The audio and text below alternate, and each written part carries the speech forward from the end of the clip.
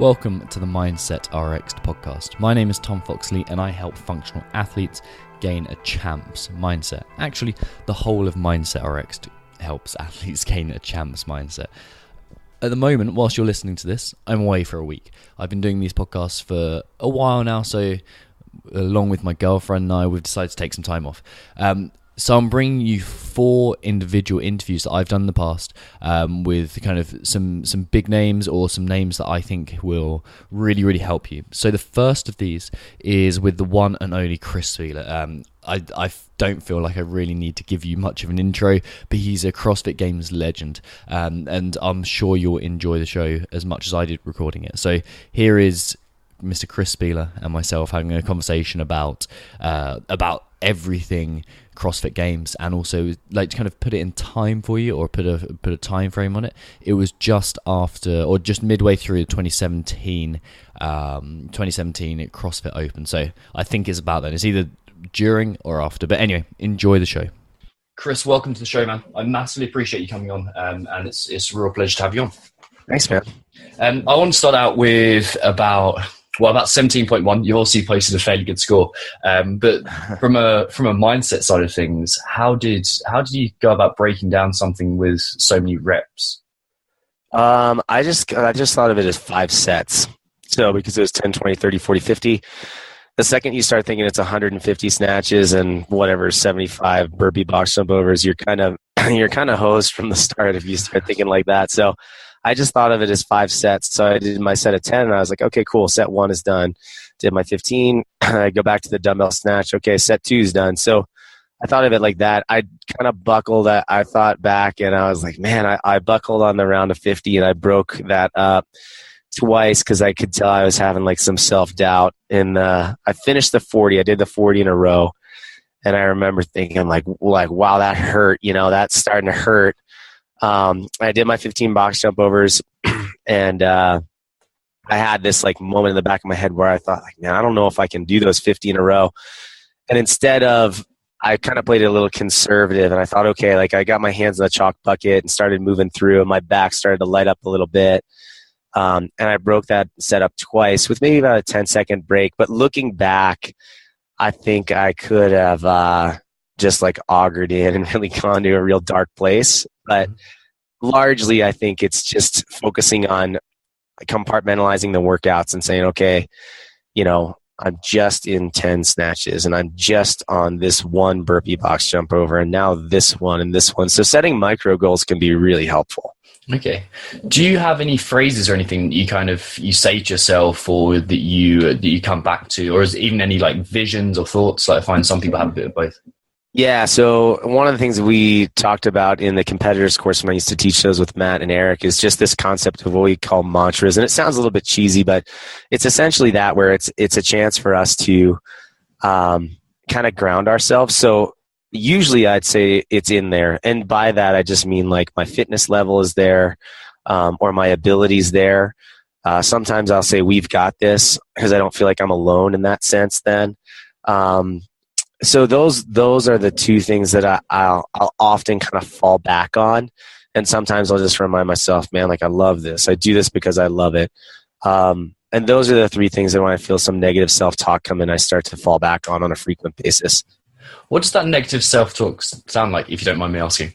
Oh my gosh, it's like the constant barrage of, you know, this hurts, or why do I do this, or am I going to be faster than so-and-so? Or, you know, what if I don't get the time that I want? That is always, you know, kind of lingering. And I think it's a skill to learn how to keep that at bay.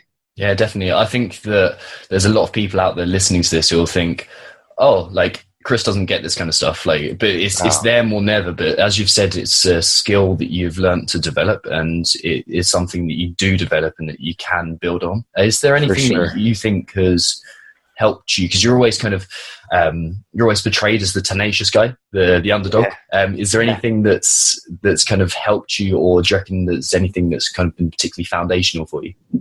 I like that. I like being the underdog. I like that sense of maybe a little bit less pressure because I am the underdog. I don't mind when people second guess me because it motivates me, I think, a little bit.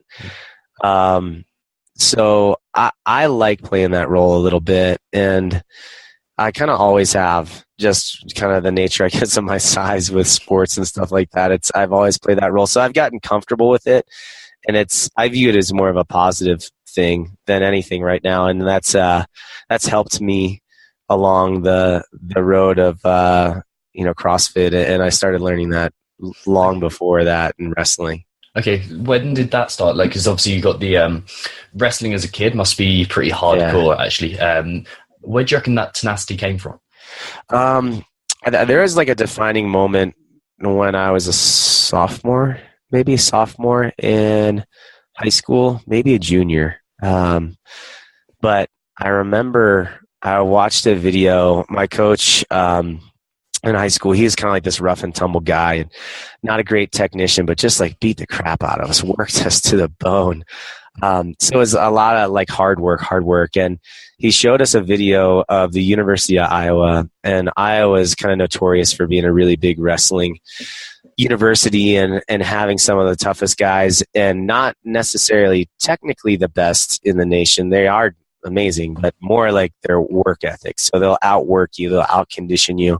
And I saw this video of these guys training, and I don't know what it was, but I saw these guys and I was like, holy crap. I was like, I want to do that. Like, I want to be that. And it just struck a chord with me, where there's this appeal to like these guys that were just tough as nails and would just crush themselves, run through a brick wall, and this mentality that they would work harder than anybody else, outwork everybody else on the wrestling mat. And that was like the moment where it really sunk in, and I realized that's how I want to train. And it just forever changed my outlook on sports, training, anything like that. So what were you like before that? I'm guessing there's still some, like, a good level of tenacity.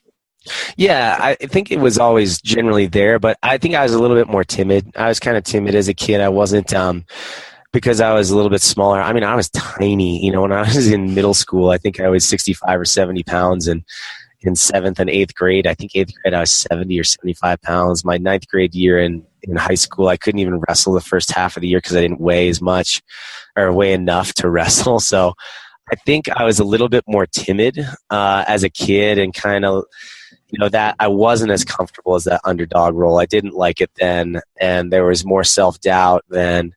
But there was always, even at a young age, starting to learn that I was satisfied with my effort when I kind of poured it in my best. That was a hard thing to learn as a kid on a wrestling mat. But, when you lose, it sucks because you can't blame it on anybody else. There's no way like, oh, so I passed the ball, but that guy missed it. Like, there's nothing, you can't hide. So that was a hard process to go through. But I think it started when I was younger, that the concept of doing our very best is all we can ask for. Now, with that, though, is understanding that our best isn't dictated by others' performance. And man, that's been a lifelong process to learn that one. Yeah, I bet. Do you know of any, or have you do you recall any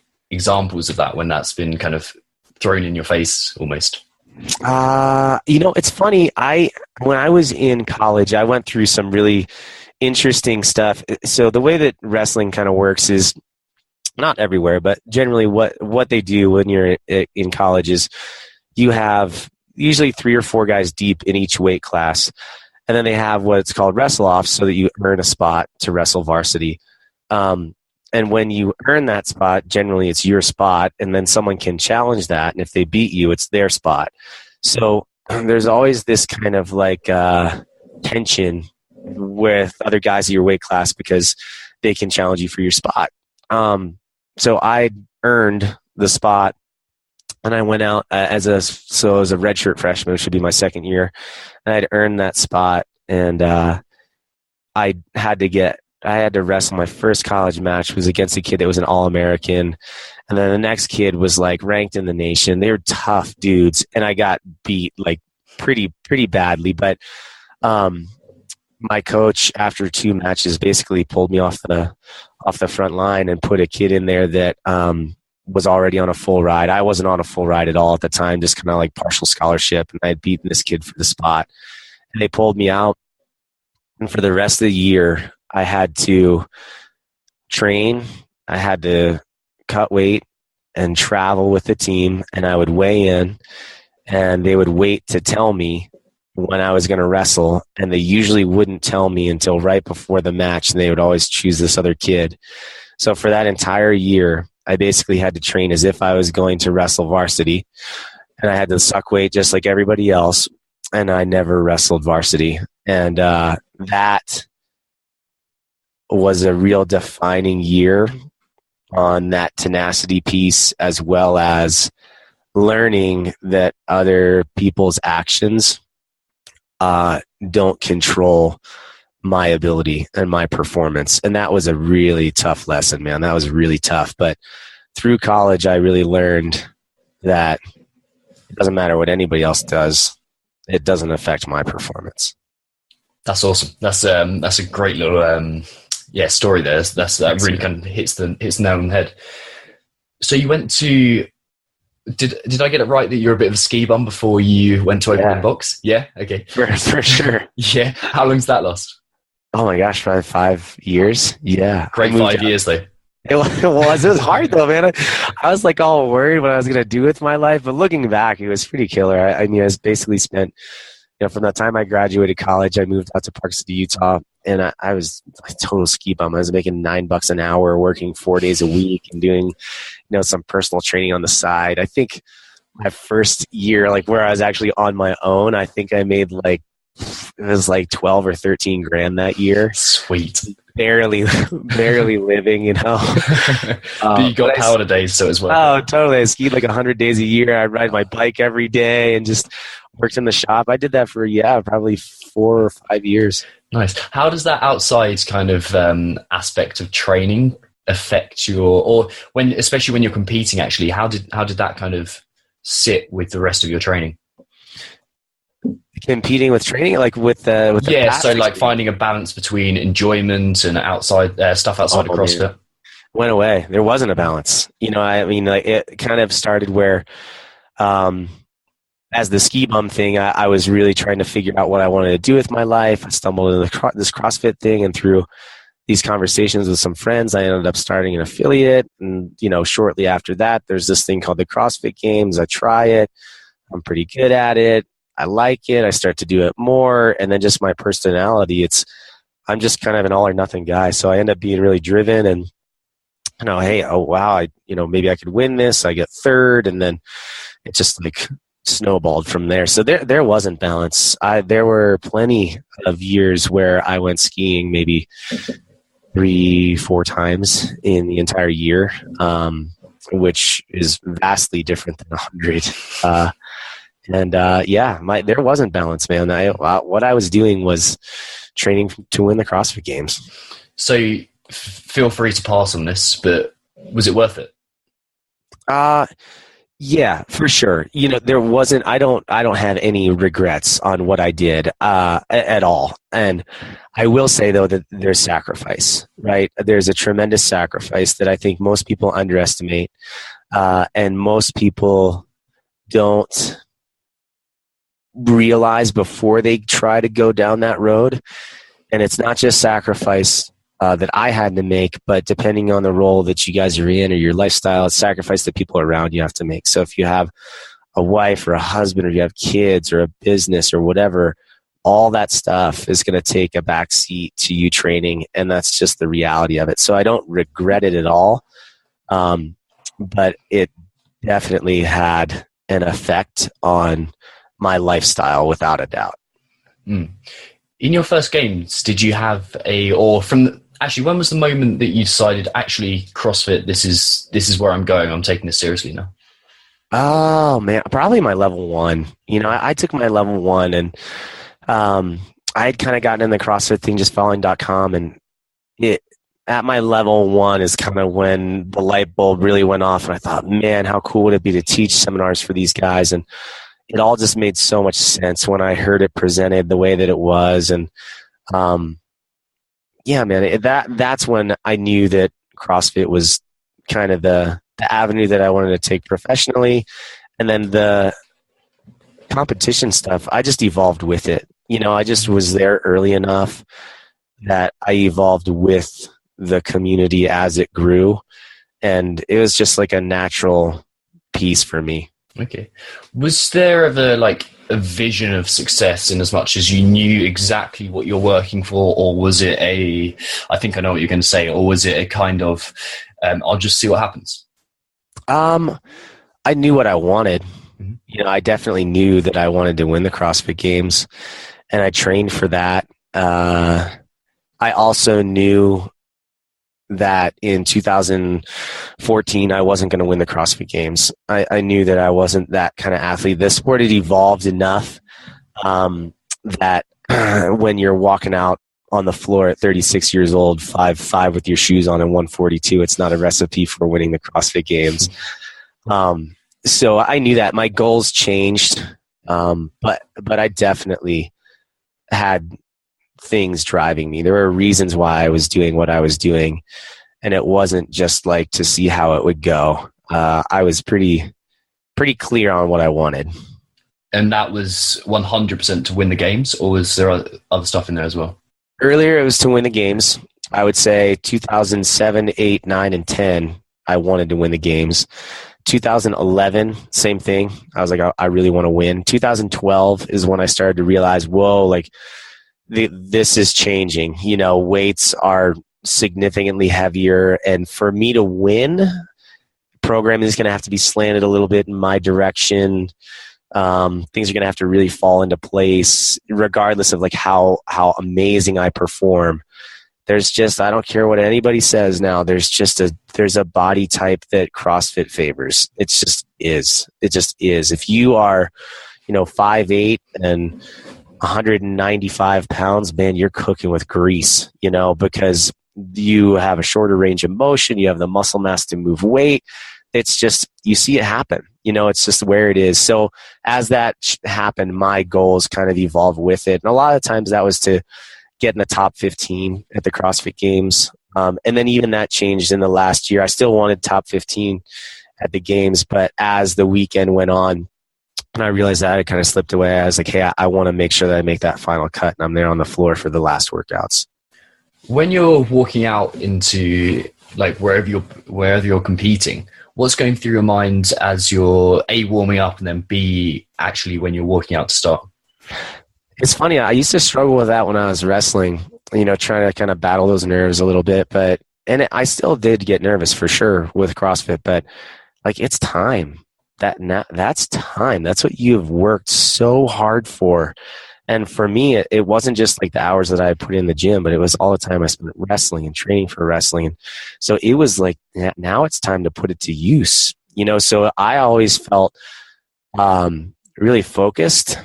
Nervous for sure, but just focused, and really in the moment, no distractions, in the moment, focused on what I could do. And, it's like oddly like serene or calm in a weird way because of that focus. Okay. And did you, when you're actually working out, did you hear the crowd? Did you hear anything else? There were times where, yeah, for sure. You can hear things for sure. And a lot of times you would hear like Castro over the PA system, and you can kind of figure out where you are in the heat, or, you could hear the crowd freak out if someone missed a lift, or if someone hit a lift, or if somebody's pulling ahead. And there were times for sure where it was like, one of the coolest experiences of my life, just having thousands of people in a tennis stadium with all their eyes on you is pretty special moment. What would you say your biggest challenge in your competitive career was? Oh man, I think probably having one of two things: having the lifestyle that I did during competing. So being a husband and a father of two, and owning an affiliate, and at the time working for CrossFit headquarters and teaching seminars almost every weekend and training for the games. Like that's a lot. That's a lot on your 5 plate. jobs there. Yeah. So I think that was probably the biggest challenge, is just how to manage that. How do you do that? How do you do all of it well?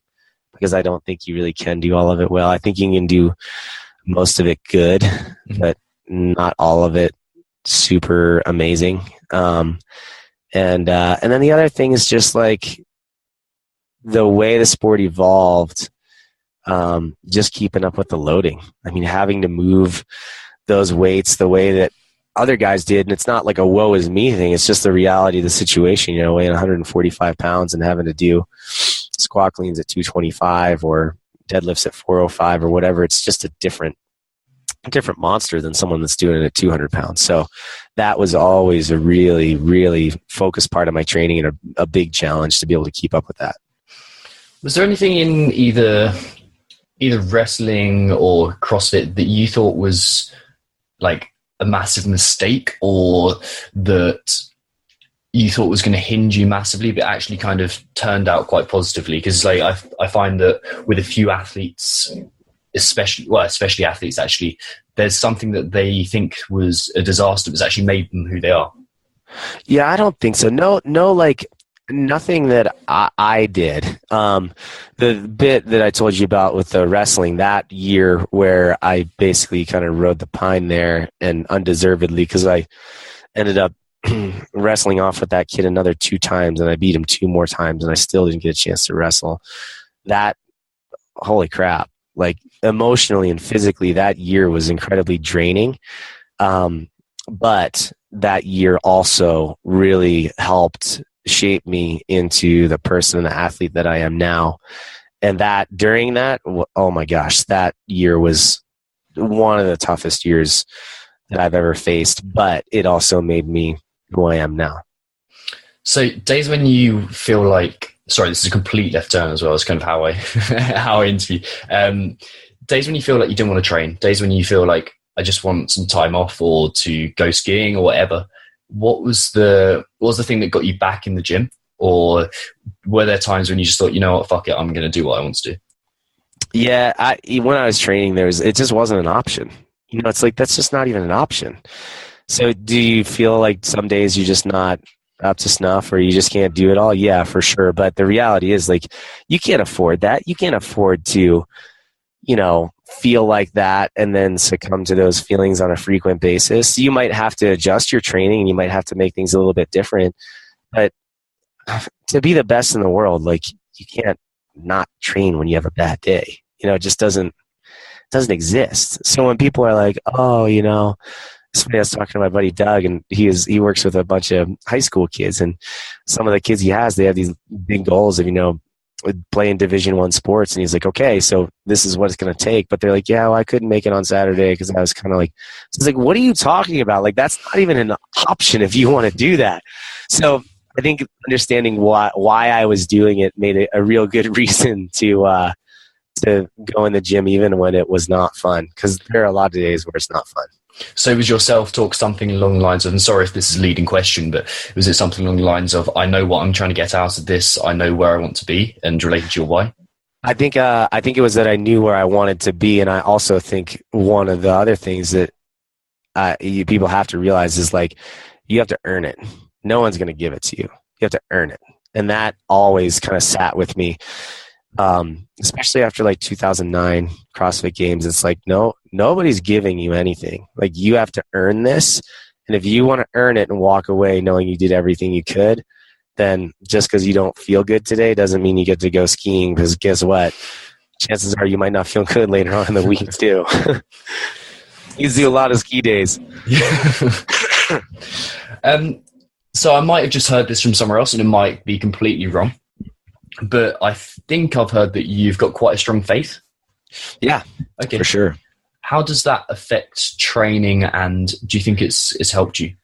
Oh, tremendously. I think anybody that doesn't have something, and I think for me, my faith and just my relationship with Christ, that is essentially what defines me, and what defines who I am. And my self-worth is not based, my being loved by Jesus Christ isn't dependent upon my performance. And I think that when athletes go into anything where they start to have higher levels of investment and more training hours and more time dedicated, the reality is the more we put into something, the more you're going to risk heartbreak. I don't care what people say. It's like, sometimes people are like, oh, everybody risks heartbreak. Well, it's like, well, not really. I mean, maybe on some level, but if you've been training 6 hours a day and you change your entire lifestyle to try to win something or qualify for something, and then if that doesn't happen, what do people have left? I know people that have gotten ruined, like absolutely ruined emotionally from not qualifying or not placing, or in a variety of sports, not just CrossFit, But if we have something to fall back on as who we are, where our identity lies, where our self-worth lies, then I think it's much easier to handle those things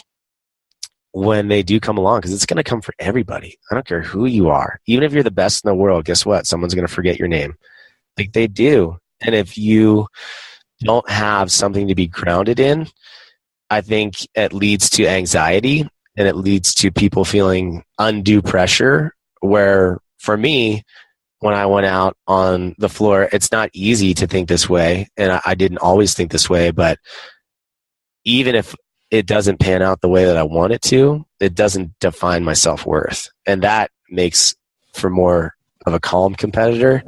And I've always said it, a calm competitor is a dangerous one, because man, if they can go into that atmosphere calm and like genuinely believing that they can win and not worried about the risk of failure, the people that are worried about it, you're screwed.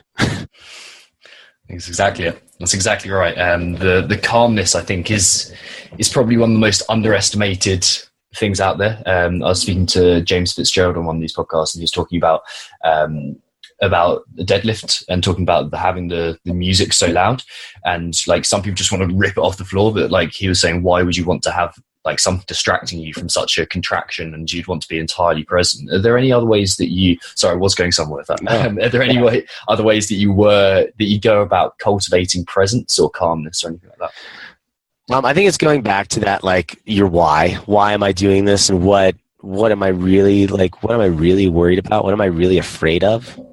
As I think everybody goes into things either nervous or fearful, and identifying what that is. Like, what am I afraid of? Am I afraid of what other people are going to think? Am I afraid of failure? Am I afraid of how bad it's going to hurt? Whatever that is, if you can identify that and then start to realize, like, look, a good example is, so like I did, 17.1, and I was out of town. I was sick. And I was like, okay, I'm just going to get this done. And I did it, and I was happy with my score, but because I broke on that set of 50, I was like, oh man, like I know I can go faster. Like I know if I really dug in, like I'm confident I could get low 12s, maybe 11 something if I like really went for it. And then I thought, okay, well, I learned that. And I kind of learned some pacing things, and I had to fight to not do the workout again. And I started to think like, okay, why do I want to do the workout again? And the reality is the only reason why I would want to do it again is so I can post a time and people can say, wow, Chris can still do this in X time. Or, wow, Chris is still close to this place for qualifying for regionals. Or Chris is still... And I was like, that's the dumbest reason for me to redo the workout if I'm just worried about what other people think about my time. You know what I mean? It's like, for the space that I'm at in my life, it's like, I'm just going to keep training. I'm going to try to get over this head cold thing.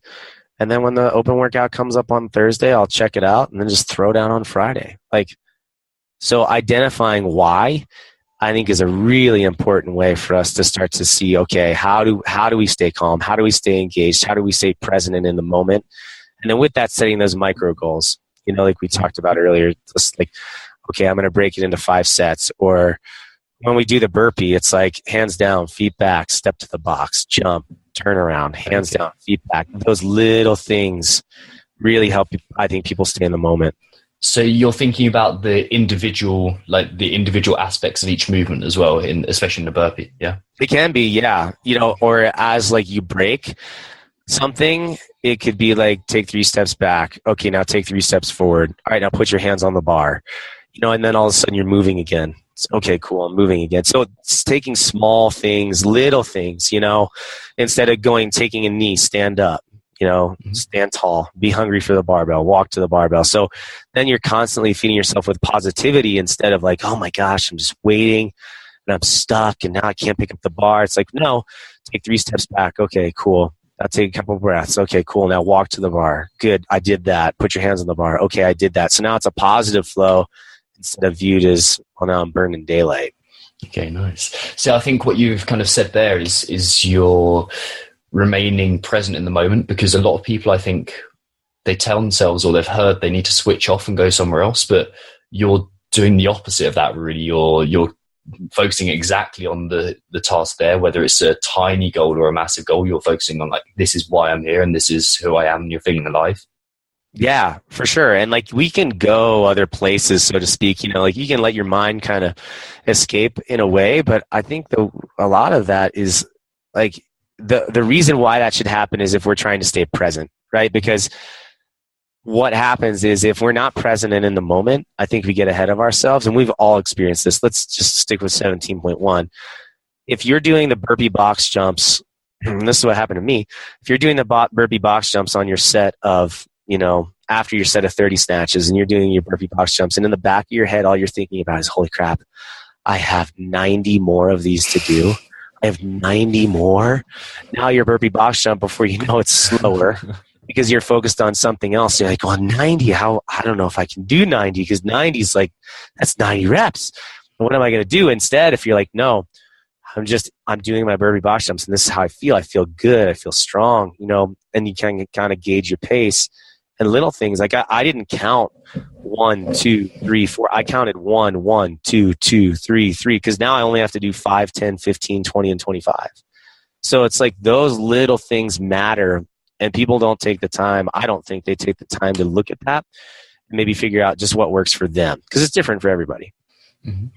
Have you ever done any specific mindset work or anything to try and cultivate, or any outside learning or anything like that? I did. I used to do like a little bit of visualization stuff before some of the larger competitions, like regionals especially.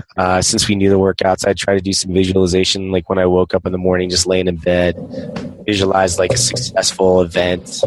And I don't think that, I'm not one of those people that believes that, if you visualize it, it comes true. Mm-hmm. Because that's kind of silly. You need to work really hard, and things need to come into line. But I do think that if we visualize things, that we feel more well prepared, more calm, and more present. And it's just one more thing that stacks the favor in your odds. So I would do some of that. I know when I was in college, I dealt with some of that self-doubt, and I tried to walk around for a while with like a rubber band on my wrist. And when I start to have negative thoughts, I'd like snap it to try to get my mind off of it. That never seemed to work well for me. But I think it's just practicing what works well for you. And again, the two biggest things for me have always been defining your why, and also realizing like don't listen to other people. Like whatever they say, it has no bearing on what you can do at all. My dad told me as a kid, he's like, never compare yourself to anybody else, because you'll only be as good as they are. And I was like, it's pretty good advice. Was there a moment that I don't want to just walk all over that with my words as well? That is an awesome bit of advice. That's one of those things that I'm going to remember for a while. Was there a moment where that self-doubt, because you mentioned it like 4 or 5 times, either came to a head or dissipated? Yeah, mostly in college. There were basically like 2 years in college where I had a lot of self-doubt. It was that first year where I kind of, was riding the pine there and just didn't get much time on the wrestling mat. And then that happened again, like not the following year, but the year after. I kind of was just like struggling big time mentally. I was really good in the practice room, and I struggled when putting into practice out on the mat when there was some pressure on. And that finally, like those ebbs and flows, that finally kind of resolved itself my senior year. I remember I was warming up and I'd earned the varsity spot, and it was my last year. And I thought, like, this is the last year that I will ever wrestle. And I've been doing it since I was 6 years old. So I remember warming up and thinking to myself, like, if you don't show up now and you don't let go of this, then you're going to walk away with a lot of regret. And I remember just kind of having this conversation with myself where it was less about how I finished and more about like finishing in the way of like, I'm going to finish on my terms, knowing that I did everything that I could do out on that wrestling mat, and I'm going to outwork everybody. And that last year was really good for me to finish on that note, because I kind of left that and then went through the ski bum phase. And then I picked that back up with CrossFit. You know, I just kind of, once I got into the CrossFit, I didn't really struggle with much of the self-doubt stuff. It was just, I think I was more mature as an athlete, and it had been a little bit more resolved, and playing the underdog role was comfortable. And yeah, it just was a natural progression, I think, for me. When something in a competition came up, like, for example, rowing or something heavy, yeah, how did you cope with that? Because obviously they're not going to be your strong points. Yeah, why, Tom? So yeah, I think there were definitely workouts where it was, okay, I just got to keep my head above water, for sure. And those were often the least pressure, because I knew I wasn't going to win them, you know? So that was the ones where I just focused on how do I maximize my ability, and how do I really put it to this workout in my time. So I would often say to myself in situations like that, in the warm-up area, when I was out there, I'd just say, my workout, my pace. My workout, my pace. And I would just ignore everybody else, because it just doesn't apply. It didn't apply to me. There were more situations where, you know, the pressure's on, and like Jackie, you know, at regionals in 2013, I think it was, when it's Jackie and times are super tight, and it's kind of, nobody is favored at the workout. Everybody can do well, and 3 seconds matter. Those are the ones where you really had to have a little bit more ammunition with the self-talk. Okay. Nice. You mentioned faith, and that kind of goes hand in hand with prayer. But also, yeah, I kind of think on a link to that is meditation. So is prayer like a regular thing within your daily life, or is meditation or anything like that? Yeah, for sure. Prayer, without a doubt. And I think it's more in the sense of just like a kind of trying to have just a constant conversation, or just a frequent conversation with God. And honestly, like that, I think that is meditation, right? Meditation is just focusing on something, or kind of milling it over, you know. And that might be, for me, kind of revisiting like a verse that I've read in scripture, or just like kind of revisiting that and letting it soak in a little bit. And I think that a lot of my self-talk is, in an odd way, it's like prayer in a way, you know. It's not like I'm having this formal conversation with God, but the reason why I say we've got this is because, like, I don't think God cares where I finish, and I don't think God really cares, you know, who in the CrossFit Games. Like, I don't think that, but I do think He cares about me, and I think He cares about you, and I think He cares about us. And I think when I say we've got this, I mean me and Him. Because I think He just genuinely enjoys being a part of our lives. And it doesn't have to look like I think a lot of people think it does look like. And I think the way He's wired me is, I just like to work out, man. I like to ski. I like fitness. I like to be athletic. And like, if that's a way for me to connect with God, I think He's stoked on it, you know? And other people do that through music, or through, you know, I'm studying, through reading, a variety of things. And that's what I think is so beautiful about it all, and so cool, is that it doesn't have to look the same. I think God's just stoked to hang out with you. Sweet. That's perfect. Are there any other kind of routines you follow on either daily or weekly, or like even before WODs or before you go to bed, anything like that kind of you think helps you get yourself in the right mindset?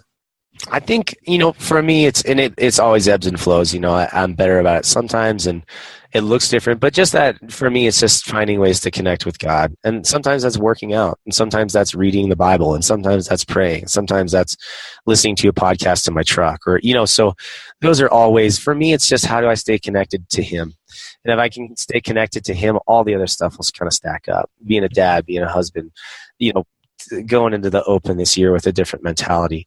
It's like if I can be grounded in that, all those other things will stack up. And that just looks a little bit different every day. And then, for those of you guys that are in the real uber competitive realm, I would suggest having like a really routine warm-up that you always do. Something that is always, you don't ever change it. You always do it, because you don't want to have any doubt on how long that workout's going to take, or the warm-up's going to take. You don't want to worry about what others are doing and how that affects what you think you should be doing. So for those of you guys that are out there doing that, come up with a really consistent general warm-up routine. And we have that on Icon, where we just call it the Icon Dynamic Warm-Up that people can use if they want to. And then it takes about 5 or 7 minutes. And during that 5 or 7 minutes, if you know exactly what it is and you've walked through it, you don't even have to think about what to do. You can already start thinking about positive self-talk and visualizing going through the workout. So while you're warming up, you can already be a step ahead of the rest of the crew. Nice. When you're training, is it a social thing or is it an individual thing though? Oh man, I wish it was social all the time, but I think it's a mix right now, just with work and life, things like that. I try to work out with the class as much as I can. It's not as often as I would like all the time. I like to work out with people because I think I didn't for about 7 years there. So I really enjoy working out with the class and the community. But there are for sure days that, like this afternoon, I'll just throw down by myself because it's just the way my workday panned out, and that's okay. But I enjoy the community aspect. How do you motivate yourself when you're training alone? It's different these days, like I used to be, again, that like it's not an option. Like it just doesn't, people are like, oh, it's so hard to motivate. I'm like, well, this is just not an option. Like you can't, I know it's hard. So suck it up and work as hard as you can for today, because that's just what you have to do. But some days now I'm just like, I just want to work out and be fit. So if there are days where I'm just not motivated, I might do things that I like, have put movements in workouts that I would like to do. Or maybe I'm just like, you know what? Like, I'm not going to flip the switch and see the white light today. I'm just not. Like, I'm just going to work hard for today and let that be what it is. And then maybe once a week, I like really go there, really go there. But I don't think for most people that are just training for life, I don't think they have to like fall flat on their back every day, be hyperventilating, need the AED, and be resuscitated from a workout. I think they can work pretty hard and see a lot of results. Nice. Who's the first person that comes to mind when you think of someone with a good mindset? Oh man. I'm trying to think. Someone that I've recently started working with, Molly Vollmer. Mm-hmm. She's awesome. She's got a really good head on her shoulders. Why is that? I think she knows her weaknesses and she knows her strengths. And I think she's really comfortable with that. And I think she also really enjoys the process. I think she's on Team NorCal, and I think she just enjoys the process. And she kind of is like, when in the environments, the little bit that I've seen her, the environments that I see her in, she's kind of the one that's maybe a little bit more cheery and a little bit brings light to the situation and still has fun, but takes it really serious. And I appreciate that she knows why she likes doing team versus individual. And I appreciate that I just appreciate her mentality, for sure. Everyone could be like Rich Froning, yeah, sure. Rich is mentally a beast, right? But, thinking of other people, I think, in the CrossFit world, Molly, and then, just with kind of who I've been working with recently. And then otherwise, other than that, I know some wrestlers from way back in the past that were just kind of nuts, they're crazy. But also there is just kind of cool to see their mentality. And what aspect of that? There's just like some crazy stuff out there from guys that are just like had it so together. There's a guy, Ray Brinzer, and he wrestled for Iowa, I believe. And he was like, I love this because it's just like kind of creepy in a way for the opponent. He used to just sit in his chair and read a book, and he had these big bottle cap glasses, and he would hold like a stuffed animal Gumby, and he would read his book, and they would have to the guys like on his team would have to tap on his shoulder and be like, "Hey Ray, it's time to warm up. You're coming up next." And he'd be like, "Okay." So he put his book down, he'd take his stuff off, and he would set his Gumby up on the corner of the mat and go out there and just destroy guys, just crush them, and then go pick up his Gumby and sit back down and read his book with Gumby. And I think from some of the stuff that I don't know him personally, but from some of the stuff that I read, he kind of did it because he also knew that it was like just a little bit of a head game for guys. And I don't know. I appreciate stuff like that sometimes.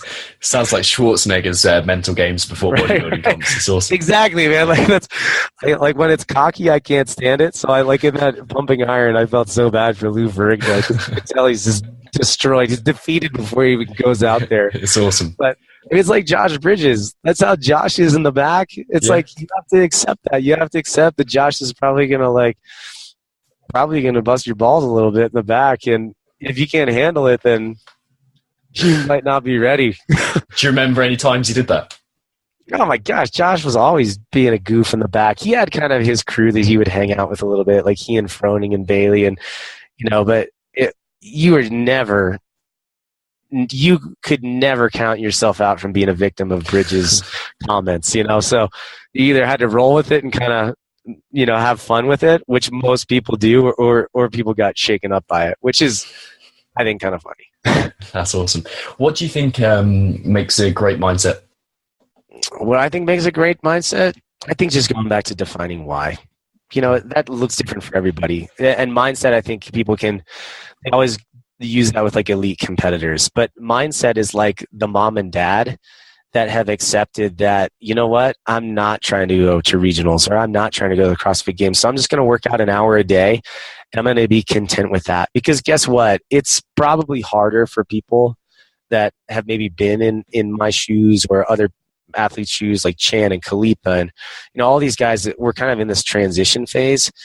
Like there's still like this expectation on us or something, and there still might be this, well, I wonder what they're going to do or how they're going to do. But if you can have the mindset where, like Jason, he's more focused on his business and being there for his daughter who has, fighting leukemia, like that's mindset, and Chan that's recovering from having a messed up back and like the injury that he had with his leg, like he has a good mindset. He's in a good space right now.